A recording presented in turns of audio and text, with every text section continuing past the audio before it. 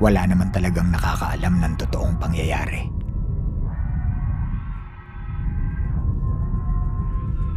Walang sino man ang makakakuha noon ng buong buo.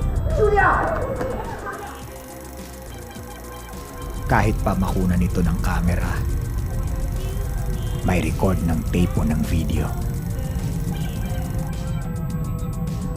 Hindi pa rin yun ang totoong pangyayari. Nagsisinungaling sila! Nagsisinungaling sila! Nagsisinungaling sila! Dahil ang totoong pangyayari, naganap na. Sabi ni ate, walang dapat makaalam na nangyari sa kwarto yun. Lumipas na. Parang oras. Nandito isang sandali, maya-maya wala na. Kailangan na itago daw namin ang krimen.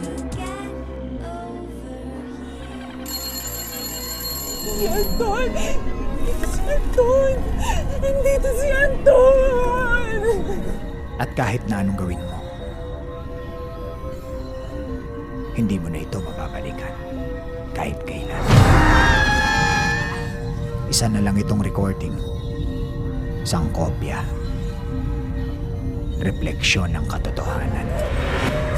Ang paghiwalay namin ni Judith ang naging dahilan ng pagkamatay niya.